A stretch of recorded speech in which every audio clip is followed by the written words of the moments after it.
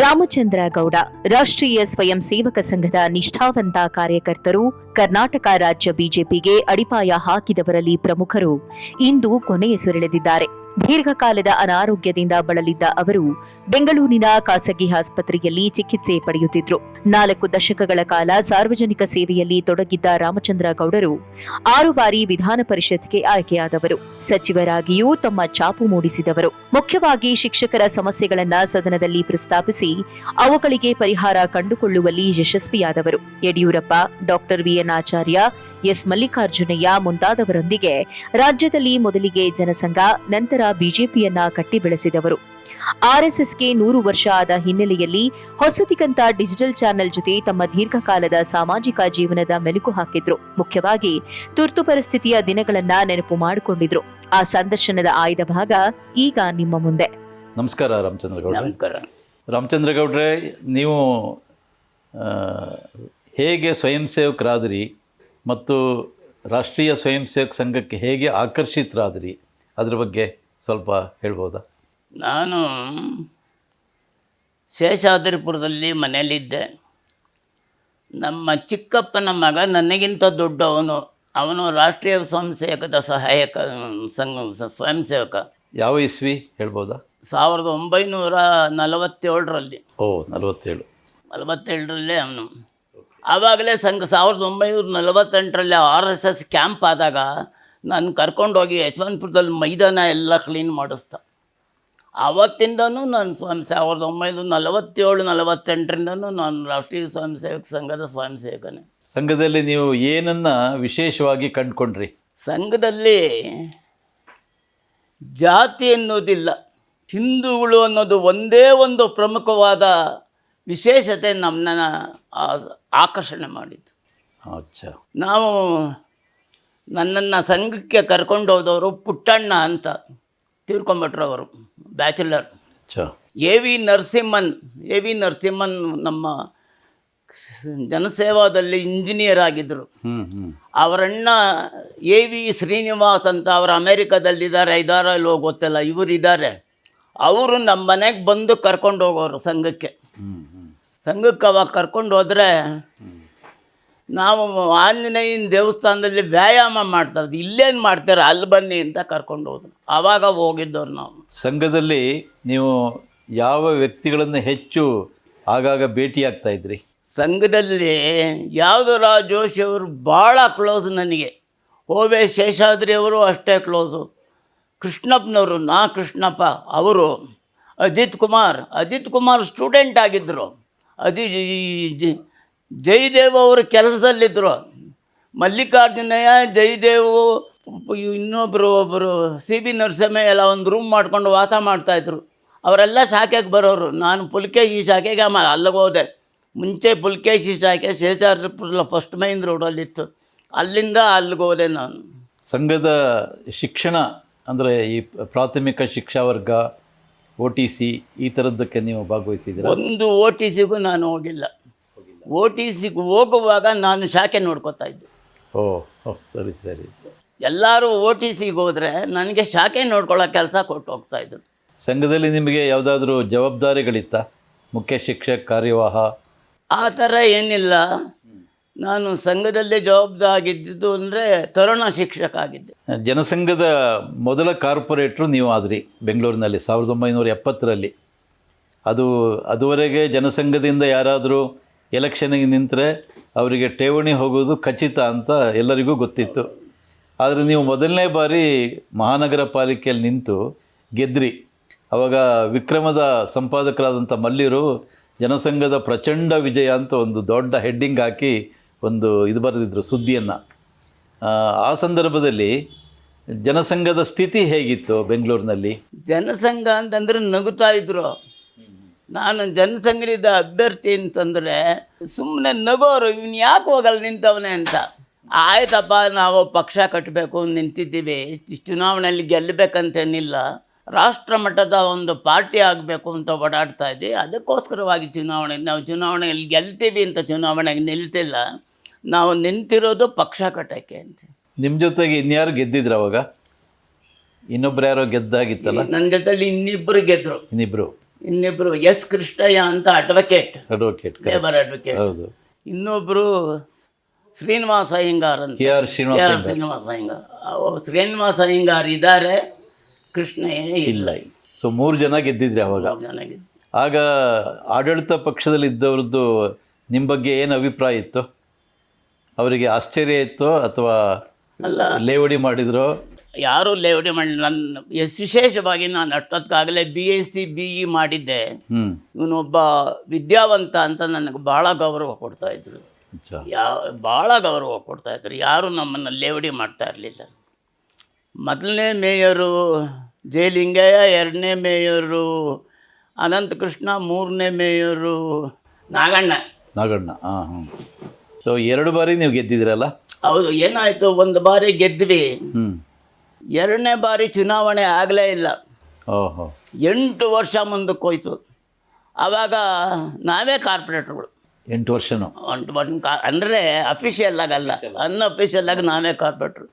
83ರಲ್ಲಿ ಮಾಡಿದ್ರು. ತಿರ್ಗಾ 76ಕ್ಕೆ 75 ಕೊನೆಗೆ ಮುಗಿದ್ರೆ 83ಕ್ಕೆ ಅಲ್ಲಿವರೆಗೂ ನಾವು ಕಾರ್ಪೊರೇಟ್ರುಗಳ ಥರನೇ ಲೆಕ್ಕ ಇದ್ದಿದ್ದು.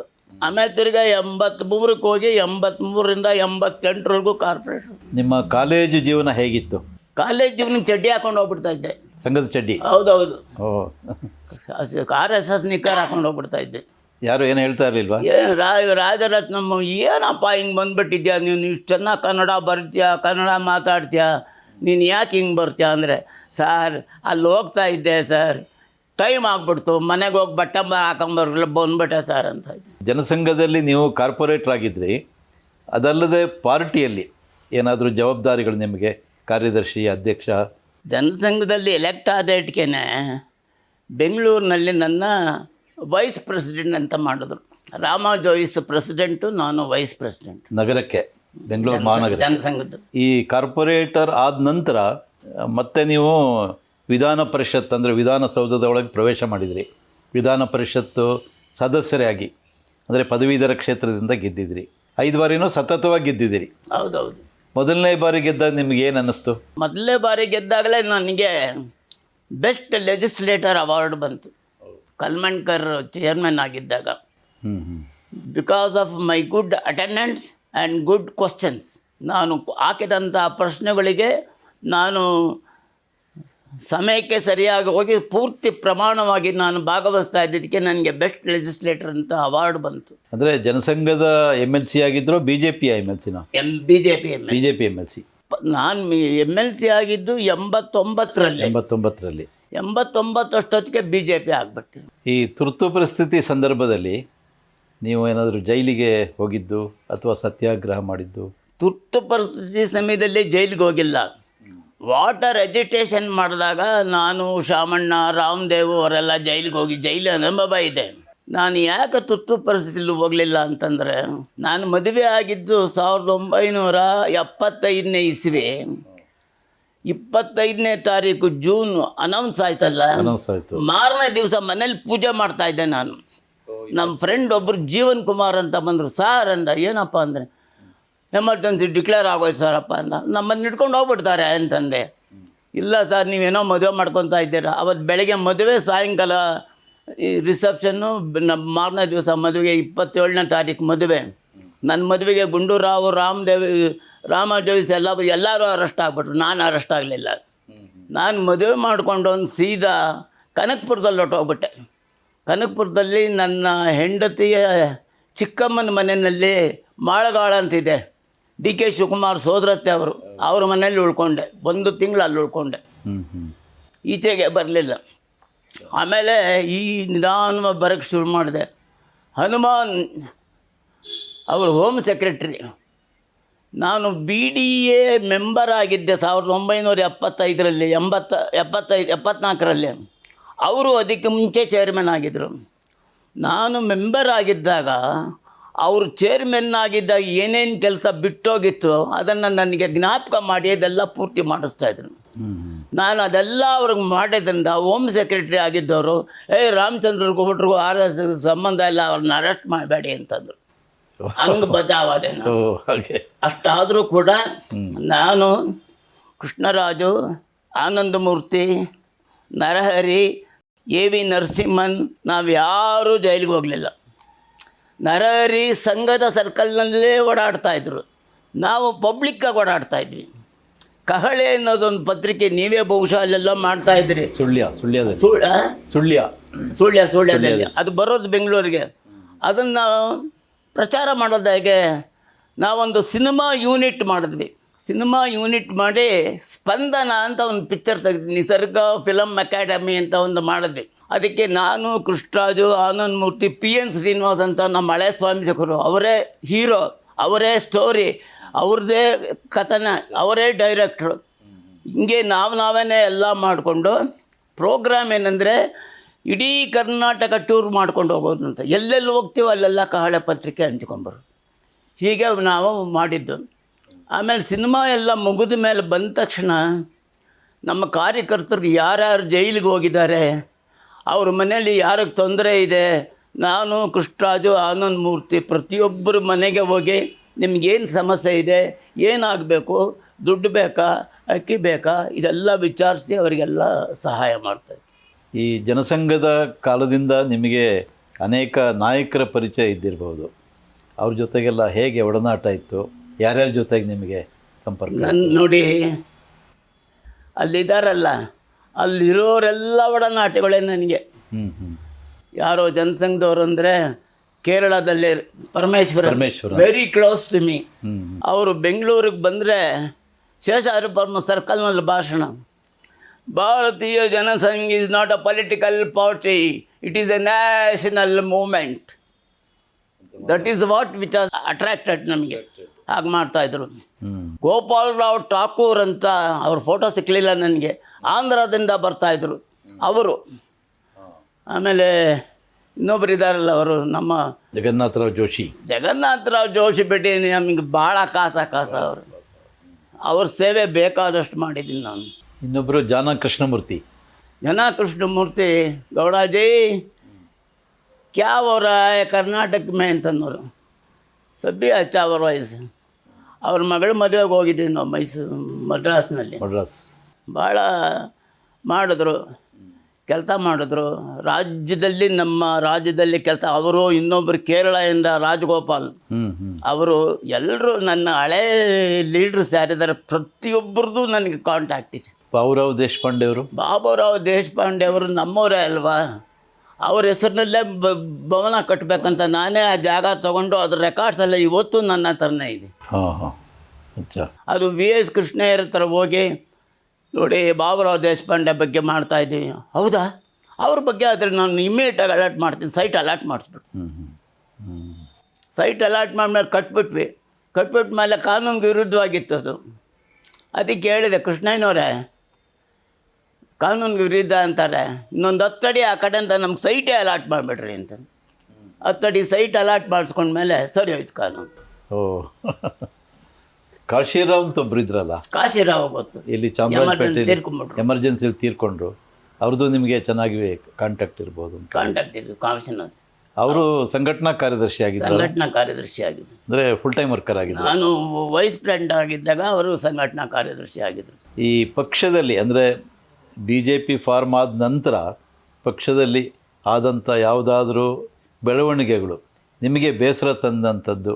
ಬೇಸರ ನೋಡಿ, ಬೇಸರ ಅಂದ್ರೆ ಹಾಗಲ್ಲ, ಮನಸ್ಸಿಗೆ ನೋವಾಯಿತು ಆ ಥರದ್ದು ಏನೂ ಇಲ್ಲ. BJP ಫಾರ್ಮೇಷನ್ ಆಗುವಾಗ I am one of the signatory. Delhi ಒಳಗೆ ಅದ್ವಾನಿ ಅವರು ಮೀಟಿಂಗ್ಗೆ ಕರೆದಾಗ ನಾವೆಲ್ಲ ಬೆಂಗಳೂರಿಂದ ರೈಲ್ನಲ್ಲಿ 15 ರೂಪಾಯಿ ಡೆಲ್ಲಿಗೆ ಹೋಗೋಕ್ಕವಾಗ ತಮಿಳ್ನಾಡಿನಲ್ಲಿ ಇಳಿದು ಚೆನ್ನೈನಲ್ಲಿ ಇಳಿದು ಅಲ್ಲೆಲ್ಲ ಊಟ ಗೀಟ ಮಾಡಿಕೊಂಡು ಹೋದ್ವಿ. ಒಂದು ರಾತ್ರಿನೋ 2 ರಾತ್ರಿನೋ ಹೋಗ್ದ್ವಿ. ಅಲ್ಲಿ BJP ಅನ್ನೋದು ಫಾರ್ಮೇಷನ್, ಭಾರತೀಯ ಜನತಾ ಪಾರ್ಟಿ ಇದ್ದಿದ್ದು ಭಾರತೀಯ ಜನತಾ ಪಾರ್ಟಿ. ಯಾವ ಪಾರ್ಟಿ ಅಂದರೆ ಭಾರತೀಯ ಜನತಾ ಪಾರ್ಟಿ ಅಂತ. ಅದಕ್ಕೆ ನಾವು ಒಪ್ಪಿಗೆ ಆಗಿ ಎಲ್ಲ ನಾವು ವಿ ಆರ್ ದಿ ಸಿಗ್ನೇಟರೀಸ್ ಅದು ಅನೌನ್ಸ್ ಆದಾಗ ಅದಕ್ಕೆ ಆಗ ಯಾರ್ದಾದ್ರೂ ಅದಕ್ಕೆ ವಿರೋಧ ಇತ್ತಾ? ಏನೂ ವಿರೋಧ ಇರಲಿಲ್ಲ. 96 ಜನ ಪಾರ್ಲಿಮೆಂಟ್ ಮೆಂಬರ್ಸ್ ನಮ್ಮವರು. ಅವತ್ತು ವಾಜಪೇಯಿ ಅವರು ಪ್ರಧಾನಿ ಆಗಬೇಕಾಗಿತ್ತು. ಹೌದು. ಸಂಘದಲ್ಲಿ ಡಿಸಿಷನ್ ಮಾಡಿದ್ರು. 18 ತಿಂಗಳ ಕಾಲ ಸೀನಿಯರ್ ಮನುಷ್ಯ ಮೊರಾರ್ಜಿ ದೇಸಾಯಿ ಜೈಲಲ್ಲಿದ್ದರು, ಅವರೇ ಪ್ರಧಾನಿ ಆಗಲಿ ಅಂತ ಹೇಳಿದ ಮೇಲೆ ಅಟಲ್ಜಿಯವರು ಒಪ್ಕೊಂಡ್ರು, ಅದ್ವಾನಿಯವರು ಒಪ್ಕೊಂಡ್ರು, ಎಲ್ಲರೂ ಒಪ್ಕೊಂಡ್ರು. ವಾಜಪೇಯಿ ಪ್ರಧಾನಿ ಆಗಬೇಕಾಗಿತ್ತು ಅವರು, ಆಗಬೇಕಾಗಿತ್ತು. Because you are the highest number. ಆದರೆ ಮೊರಾರ್ಜಿಗೆ ಅದೃಷ್ಟ ಇತ್ತು. ಅದೃಷ್ಟ ಇತ್ತು. ಆ ವಯಸ್ಸಿನಲ್ಲಿ ಅವರು ಜೈಲು ಅನುಭವಿಸಿದ್ರು ಇಂದಿರಾ ಗಾಂಧಿ ವಿರುದ್ಧ. ಅದಕ್ಕೋಸ್ಕರವಾಗಿ ಒಂದು ಮಾನ್ಯತೆ ಮಾಡೋದು. BJP ಬಗ್ಗೆ ಒಂದು ಮಾತು ಹೇಳ್ತಾರೆ, A party with A difference ಅಂತ. ಆಗ ಹೇಳ್ತಾ ಇದ್ರು. ಈಗ ಅನೇಕರು ಮಾಧ್ಯಮಗಳಲ್ಲಿ A party with so many differences ಅಂತ ಒಂದು ಮಾತು ಬರ್ತಾ ಇದೆ. ನಿಮ್ಮ ಅಭಿಪ್ರಾಯ ಏನು? ನೋಡಿ, political party means it is A war. ನಾನು ಚುನಾವಣೆಯಲ್ಲಿ ಗೆದ್ದಾಗ ವಾಜಪೇಯಿ ಅವರು ಬಂದಿದ್ದರು ಸನ್ಮಾನ ಮಾಡೋಕ್ಕೆ ಬೆಂಗಳೂರಿನಲ್ಲಿ. MLC ಚುನಾವಣೆಯಲ್ಲಿ ಗೆದ್ದಾಗ? ಹೌದು, MLC ಫಸ್ಟ್ ಟೈಮ್ ಗೆದ್ದಾಗ ಏನಾಯಿತು, ಪಾರ್ಲಿಮೆಂಟಲ್ಲಿ ಅದ್ವಾನಿ ನಿಂತಿರಲಿಲ್ಲ. ವಾಜಪೇಯಿಯಿಂದ ಎಳೆದ್ರು ಚುನಾವಣೆಯಲ್ಲಿ ಸೋತೋಗಿದ್ರು. ಇಬ್ಬರು ಗೆದ್ದಿದ್ರು. ಹೌದು ಹೌದು. ಒಬ್ಬರು ಪಟೇಲ್, ಇನ್ನೊಬ್ಬರು ಇಲ್ಲಿ ಆಂಧ್ರದವರು ರೆಡ್ಡಿ, ಜಂಗಾರೆಡ್ಡಿ, ಇಬ್ಬರೇ ಗೆದ್ದಿದ್ದವರು. ಹೌದು. ಆ ಸಂದರ್ಭದಲ್ಲಿ ನಾವು MLC 3 ಜನ, ನಾನು, ಶಂಕರಮೂರ್ತಿ, ಡಾಕ್ಟರ್ ತಂಗ 3 ಜನ ಗೆದ್ದಿದ್ದರಿಂದ ಭಾಳ ಖುಷಿಯಾಗಿ ನಮಗೆ ಸನ್ಮಾನ ಮಾಡೋಕ್ಕೆ ಬಂದಿದ್ದರು. ನಾನು ಚುನಾವಣೆಯಲ್ಲಿ ಗೆದ್ದು ನನಗೆ ಒಂದು ಲಾರಿ ಹಾರ ಹಾಕಿದ್ರು ಗೊತ್ತು. ನಾನು ಹೇಳಿದೆ, ನಿಮಿತ್ತ ಮಾತ್ರಾಣಿ ಸಭೆ ಸಾಚಿನ, ನಾನು ರಾಮಚಂದ್ರಗೌಡ ನಿಮಿತ್ತ ಮಾತ್ರವಾಗಿದ್ದೀನಿ. ಇಲ್ಲಿ ಕೂತಿದ್ದಾರೆ ಶ್ರೀಕೃಷ್ಣ, ಜನತಾ ಜನಾರ್ದನ ನಾಯಕರು, ಇವರಿಂದ ನಾವು ಗೆದ್ದಿದ್ದೇವೆ ಅಂತ ಹೇಳ್ತೀವಿ. ಅವರು ಕ್ಯಾ ಬೋಲಾ ಅಂತಂದು, ಅನಂತಕುಮಾರ್ ಬೋಲ್ತಾ ಅಂತಂದು. ಈಗಿನ ಬೆಳವಣಿಗೆ ಬಗ್ಗೆ ನಿಮಗೇನು ಅನ್ಸುತ್ತೆ? ಈಗಿನ ನಾನು ಹೇಳಿದೆ, ಇದು ಒಂದು ವಾರ್, 2 ವಾರ್ ಫ್ರಂಟ್. ಅವತ್ತು ಪಾಂಡವರಲ್ಲಿ 5 ಜನ, ಅವರು 101 ಜನ. It is A war between 2 issues. ಅಧಿಕಾರ ಕೊಡಬೇಕಾ ಬೇಡವಾ ಅಂತ. ಅಧಿಕಾರ ತಗೊಳ್ಳೋಕ್ಕೋಸ್ಕರವಾಗಿ ಏನಕ್ಕೇನ ಪ್ರಕಾರೇಣ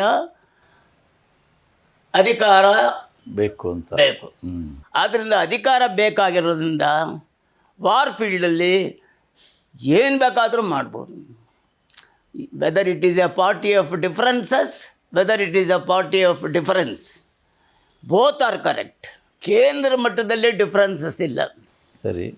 ನಮ್ಮ ರಾಜ್ಯದಲ್ಲಿ ನಾವು ಅಧಿಕಾರದಲ್ಲಿಲ್ಲ, ಆದ್ದರಿಂದ ಇಲ್ಲಿ ಡಿಫರೆನ್ಸಸ್ ಕಾಣ್ತದೆ, ಅಲ್ಲಿಲ್ಲ. ಭೀಮಂದೇ ಒಂದು ಗುಣ, ಅರ್ಜುನಂದೇ ಒಂದು ಗುಣ, ಧರ್ಮರಾಯಂದೇ ಒಂದು ಗುಣ, ನಕಲ ಸಹೋದರದೇ ಒಂದು ಗುಣ.